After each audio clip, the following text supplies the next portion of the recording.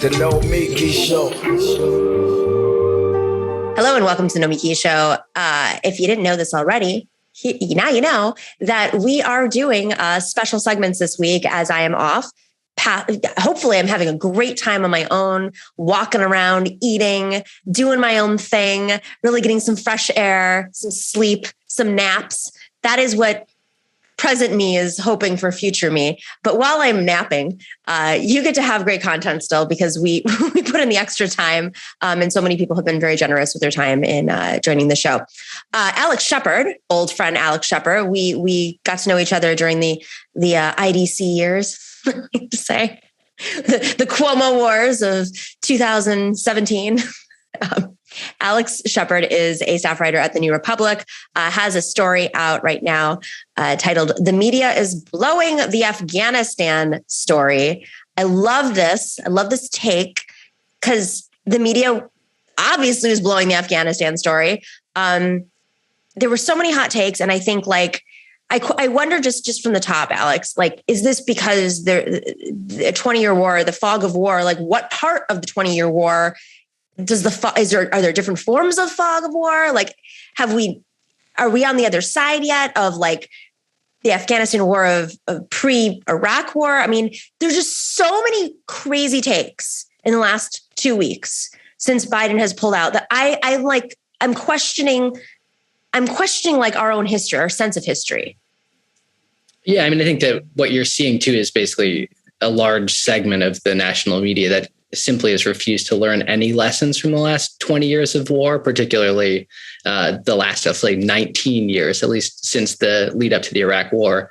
And they allowed themselves, I think, to get played by whatever you want to call it, the blob, the national security interests in DC, people who have absolutely no interest in whatever the sort of stated goals of the conflict in Afghanistan were. And, we have stopped talking about those for many, many years.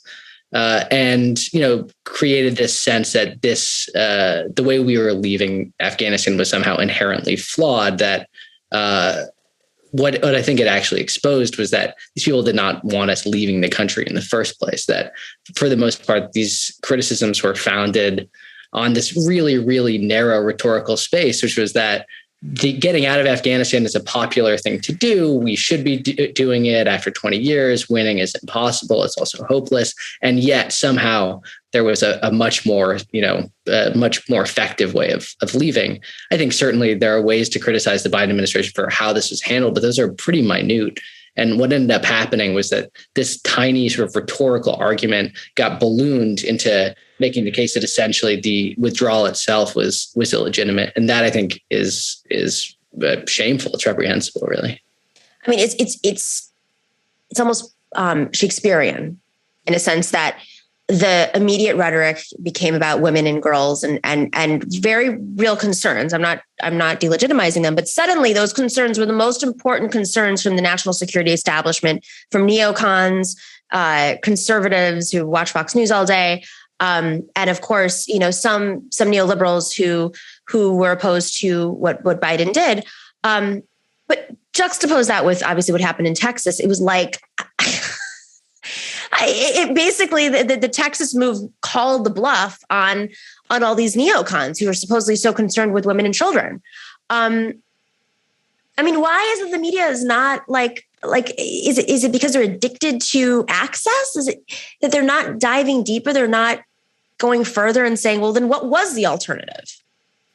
Yeah, I mean, I think, part of it is just shallowness, right? So for 19 years, we've ostensibly been in Afghanistan to whatever you want to call it, export Western democracy. I think this eventually got kind of narrowed down to saying, well, we're doing some form of nation building. But what that meant in practice was that there were parts, mostly in Kabul, where, there was some semblance of gender equality, where women could go to school and girls could go to school safely and easily. But in the rest of Afghanistan, while that was happening, the deal that we made was that we had this kind of version, and this safe version in Kabul, and the rest of Afghanistan was incredibly corrupt. It was violent. And the government that we were propping up there was doing so based on sort of brute force and also extraordinary corruption. It lost the faith of the Afghan people many, many years ago. Anand Gopal at the New Yorker has a really wonderful story about, or a very moving and damning story in the New Yorker about it last week. But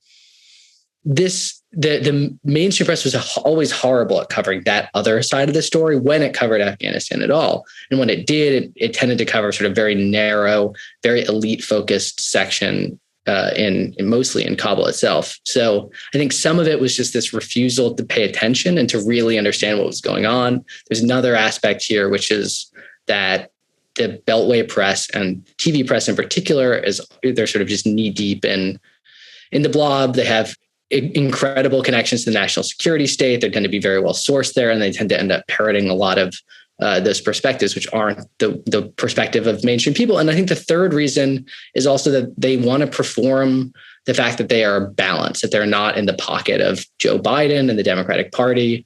And this was the opportunity for them to do that. And they did it, sort of mercilessly. They went out and said this, Joe Biden had promised to be a effective and non-chaotic president, and just look at Kabul. That promise is in shambles, and it was done, I think, largely for the purpose of branding, of making sure that they could go and communicate to Republicans, look, we're not just Democratic shills.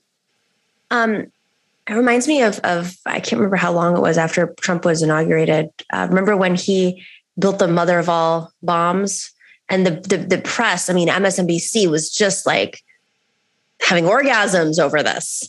And I mean, it was eventually, obviously they turned on Trump, but to me, that was just such a jarringly obvious, what's going on behind the scenes in terms of being so supportive of the mother of all bombs when there was no case for it. There was no national conversation. It was just sort of this like flexing of his power, and they bought into it. And this is, by the way, the administration that the deep state is out to get him. So what's more deep state than the national security establishment, if you're going to use that rhetoric? So it's just interesting to see how they dealt with, the foreign policies of both of these presidents very early into their presidencies, or probably around the same time too.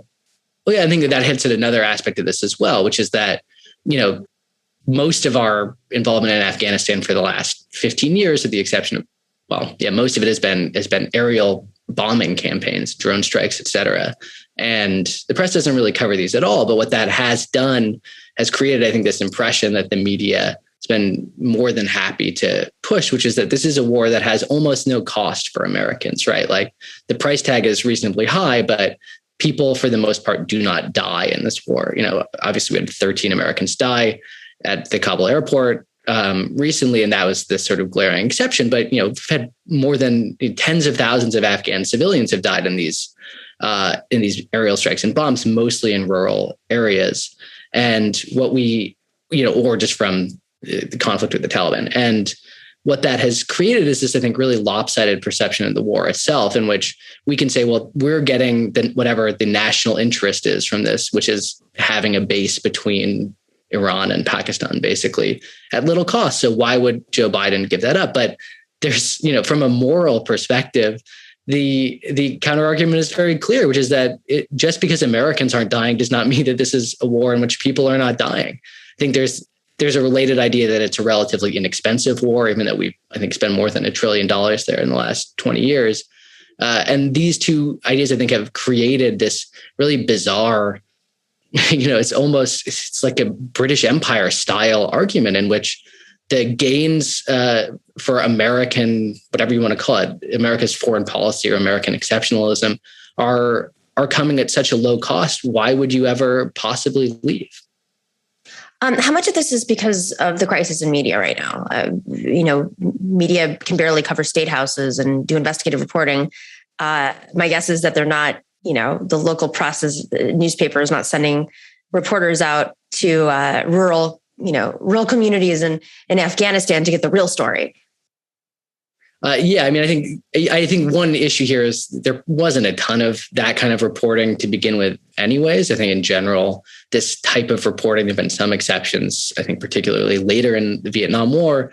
But in general, there should be a lot more of it, particularly of the effects of American military power abroad than what we're getting. I think it's a little hard to lump it in with the rest of it, but I think the broader point, I think, is still there, which is that, the American media has been decimated. And I think the very few people who are willing to be critics of American foreign policy, American imperialism, whatever you want to call it, are not usually welcome in these kinds of spaces, or when they are, they're treated like clowns. Yeah. And so what you're left with are people who perform seriousness about American foreign policy, and performing seriousness about American foreign policy almost always involves parroting military talking points. It involves parroting national security talking points. And it creates this weird sort of countersense where, withdrawing from Afghanistan is enormously popular. I think it's popular among something like 80% of the public. Including a majority of Republicans. Now, I think those numbers get kind of wonky when you look at the number of people who disapprove of the way that we're withdrawing. But I think even then it still is hovering, somewhere around the 50% margin. And yet the way that this is covered is as if this is this sort of immense crisis. If we had there are not 80% issues in American politics usually. And this is one of those issues. And yet it's being handled as if this is the most controversial thing. And I think one thing that we haven't spoken about, which is worth underlining here, is this is exactly why people did not withdraw from Afghanistan earlier. It's exactly why they didn't do it. It's certainly why Barack Obama didn't do it. Donald Trump may or may not have been serious. I think he probably was serious about it, but wouldn't have been able to pull it off. But what they were told, I think correctly, is that if you do this, you're going to get killed. And, here we are. They're exactly right. And when there's so much on the line, I mean, it's just, the timing of this is also, obviously the timing was set by the Trump administration. But, Biden didn't have to do it on this timeline. Leading up to 9/11, the 20th anniversary, it's also early in his presidency. Arguably, is this going to turn into some sort of Benghazi thing? I think that they're going to attempt to do so. The right wing is already trying to do so. But the conditions are different. People, there's a lot more on the line. And frankly, the Republicans still might win no matter what, Afghanistan or not. They might win the Senate and the House back. So all of these kinds of conversations come with this from the political lens, right? The Obama administration didn't want the negative press for weeks and weeks and weeks, especially going into midterms, which, he was, obviously that didn't go so well. And then, of course, into the next presidential campaign. But he's still at Benghazi. They're always going to come up with something. And so is that sort of what we think, like the Biden administration's take was, they're going to come up with something no matter what. You might as well do what's right.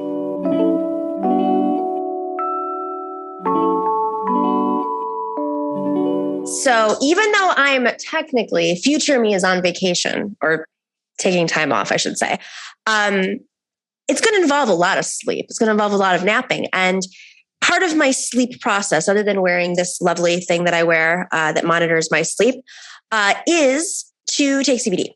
I can't sleep a full night. I can actually monitor my sleep on days when I don't do CBD before I go to bed, compared to days when I do CBD before I go to bed. I can actually see how many times I wake up in the night, how deep my sleep is. And it is undeniable that when I take my Sunset Lake CBD, I sleep a full night's sleep. It is fantastic. I don't toss and turn. I wake up earlier as a result. I wake up fresher. Sometimes I can even wait a couple hours before I have coffee. That's what happens. It's really changed my life. Sunset Lake CBD is a farmer-owned company, as we know so well. They actually they're based in Vermont. They took a Ben & Jerry's farm and they diversified it to grow premium hemp. Not only are they based in Vermont, and when you support them, you're supporting rural communities that rely on these farms, and it's so much part of their economy, but employees own the majority of the company, and their minimum wage is $15 an hour. And on top of all that, they actually support independent media, because it is so hard for independent media to compete with the algorithms and the Ben Shapiro's and the two-step pipelines to Jordan Peterson, that in order to be sustainable, we do rely on these advertisements from really wonderful companies like Sunset Lake CBD, and they recognize that. And it really makes a huge difference in our ability to produce content regularly to have great guests on, to have a team that helps us get those guests and gets us out there on YouTube, on Patreon, on Fans, on all of these, on iTunes. This all takes a lot of work. Twitch, of course. And we can't do it without Sunset Lake CBD because they support media like our channel, The Nomiki Show, The Majority Report, of course, and The David Pakman Show. You too should try Sunset Lake CBD. I take the tincture before I go to bed at night. I can also do the gummies, the fudge, pretty much anything. When I get migraines, I like to actually roll a CBD joint and 2 puffs. My migraine is usually gone, which is incredible. I know Dorsey loves the coffee. Producer Dorsey, definitely enjoys the coffee. And my family, big fan of the creams, the lotions, everything that involves, topical, taking care of your aches and pains, basically. Go check out Sunset Lake CBD at sunsetlakecbd.com. If you type in NOMI, N-O-M-I, you get 20% off of your order. 20% off of your order. They're always coming up with new products. So you definitely want to join their mailing list. They have special deals all the time. Go to sunsetlakecbd.com, type in NOMI, N-O-M-I, and you will get 20% off of your order.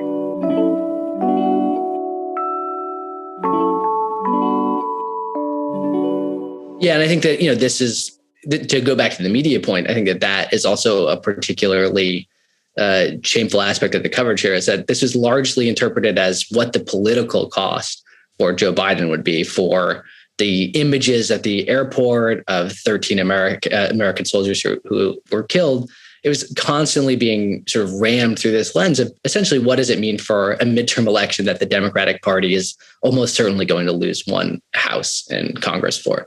And, meanwhile, again, you have a country that we've been in for 20 years that is not a functioning democracy or a functioning anything in most parts, that, it has been made extraordinarily corrupt to the point that people were welcoming the Taliban back in large swaths of rural Afghanistan. And that wasn't being covered. Instead, we had this weird funhouse mirror version of it in which the actual impact on Afghanistan, again, we were there for 20 years, right? Like, if things are going well at 20 years, after 20 years, the government that America has propped up does not fall in 6 weeks without aerial support, right? You don't have people in rural communities literally welcoming the Taliban back because they will settle disputes in a sort of fair manner, as opposed to just saying whoever pays me more gets whatever tract of land or whatever.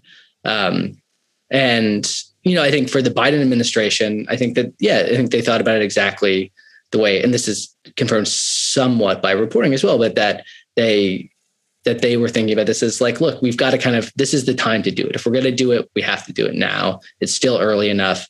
You're going to get killed either way. And I think, politically, this only becomes really damaging for them if they start to screw up a bunch of other shit too, So if, right. If the narrative is suddenly, okay, Biden ran as the sort of counter Trump, and instead we're swirling in the chaos of those years all over again.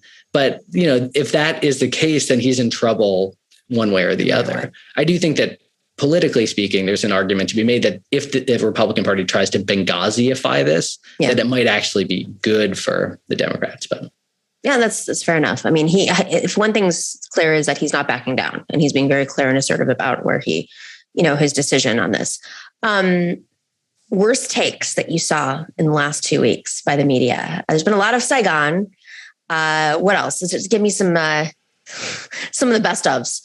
Oh God, this is actually, it's almost tough to say because there have been so many. I mean, I think that the Saigon stuff was particularly damning, and again was largely like aesthetic. There's something worse than when people in the media become like art critics, essentially. And yes, like the images are vaguely similar, but the situations are very different. And I think, again, especially if you look at the cost in American lives, it's also significantly different now.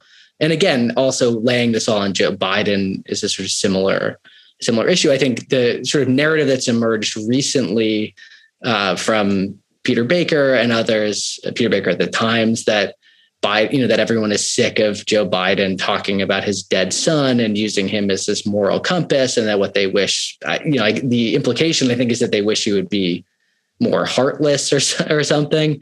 Just be a robot. That's what we want you to do. Look at the data.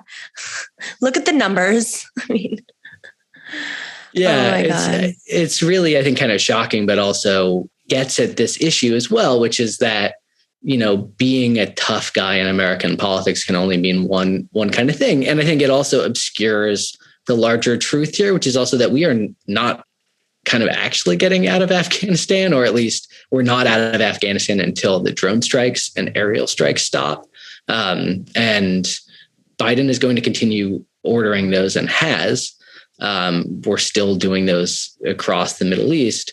So I think that's like the other thing that's been kind of driving me nuts here is that I think in general, pulling out of Afghanistan is good. It's the right thing to do. It may signal a larger shift in foreign policy, or at least in American strategic thinking, but we will still be involved in this aerial war that we've been doing for 15 years, in which the media has done an exceptionally poor job of covering. We just don't cover things like drone strikes at all, partly because they happen in remote corners, but I think also partly because whenever they do happen, the US government says we killed 8 terrorists, and even if 5 of them were under the age of 10.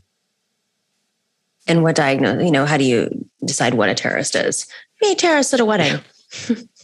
Yeah, exactly. So I think that's been the big thing. But the other big glaring hole in most of the coverage is no one is actually saying how we should have done this better. There's a lot of conversations about the order of operations that, we should have kept people at Bagram Air Base. And, I think in general, a lot of these things, no one is thinking about them for more than 30 seconds. I think, the goal here, I think the situation was completely chaotic and, again, probably could have been handled better. But the idea that it could have been significantly handled better, you better actually back that up with some sort of argument. And no one has presented that case at all. And yet that is somehow the foundational argument that you've been seeing for more than 2 weeks now. And it's one that I think has actually really been effective, that it's been driving this decline in Biden's poll numbers. And yet on the face of it, it's completely absurd. One argument that I heard that I thought was fair, and I've experienced it. I was at a conference here before he decided he publicly announced he was pulling out of Afghanistan. I was at a conference here, and there were a lot of people from different governments there in the EU. And in particular, there were quite a few that were working in the actual EU who were very frustrated and said, we don't feel like we were spoken to about this. We feel like this is a unilateral decision and we're all supposed to be allies. And then I heard on, of all places, Preet podcast, Ian Bremmer was on. And, I didn't agree with everything he said, as I rarely do. But he made a fair point. He said, the least we could have done is spoken to our allies because they, different administration, of course, administrations urged our allies to go in and put troops there. And, they were not given the heads up, fully the heads up. So I don't know, it's one aspect that sure could have made a difference. But of course, the press isn't covering that. I had to go to Preet to figure that out. Yeah, I think that's the other thing. You've seen that a little bit, which is this idea that there was another bad take that was essentially the other bad take of this is that what Biden is doing is he's just being Trump, that he's, advocating for American exceptionalism, that he's telling our allies to F off, that he's not consulting with these people. I think there's probably some truth to that there should have been more coordination, particularly with other countries that have been there for a very long time. And yet, my sense is that there's probably a strategic interest in not doing that, because one of the things that they were trying to do was also make sure that the U.S. was not pulled back into Afghanistan, right? I think that the reason why ISIS-K is attacking, is partly because they want to take down the Taliban, but I think it's also that drawing the U.S. back into Afghanistan is in their long-term strategic interest as well. And I think the Biden administration has been very careful to try not to create conditions in which that can happen very easily.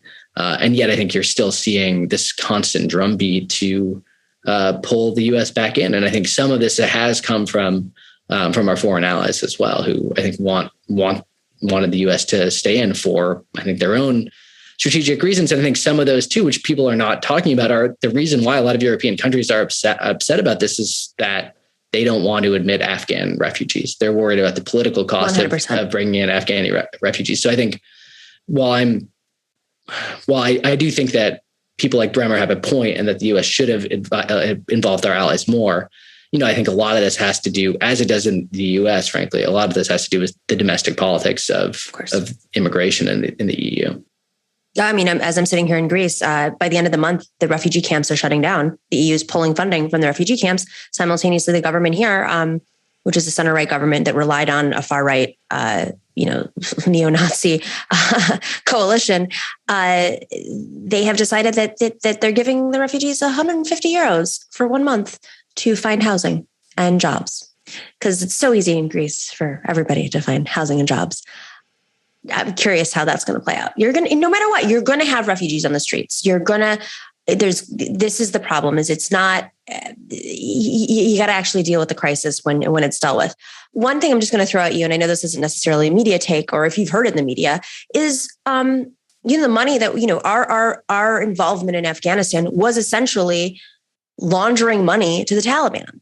When you have this government that basically we've been investing in for the last 20 years and it falls apart, and, basically they blow them out like they're candles. Alternatively, that money is no longer going to be going into the pockets of the Taliban. And can the Taliban continue to hold its power without having the U.S. present there? Meaning the money from the U.S. This is going to be, I think there's going to be, there's the other question is what the U.S. does about if the U.S. decides that the Taliban is a better force than ISIS-K, for instance. And I feel like you could create another situation in which the U.S. is essentially finding some sort of covert way to prop up the Taliban to, create a semblance of stability, so that, which would be ironic given why we entered Afghanistan in the first place, so that a group does not export terrorism using various parts of Afghanistan as a base. We're certainly not going to recognize the Taliban as the government. I think, again, we have been covertly involved to extraordinarily destructive ends in Afghanistan since 1979. I think, we've been funding the Taliban directly or indirectly since more or less since then anyways. But I think one of the big questions is what the Taliban's sort of strategic goals are in Afghanistan as well. And if they are what they say that they are and what they have been more or less since the 1990s, which is to just run Afghanistan as a Islamic emirate or whatever, then I could see that's not a particularly large goal, even though Afghanistan is, one of, if not the poorest country in the world. So I think, what happens there, I think, the tragic thing is that, I think it was often a fig leaf and at times a scam, but there was a humanitarian component of American involvement. And I think it did improve the lives of a lot of people. It also, I think, damaged the lives of a lot of people as well. And I think that project is functionally over now. Right. Which goes back to the refugees. Alex Shephard, great conversation, great piece. Go check it out. It's in the New Republic right now. Alex Shephard is a staff writer at the New Republic. The media is blowing the Afghanistan story again. That's where we are. I appreciate you. Thanks for joining us. Come back soon. It's always good to talk to you. Thanks.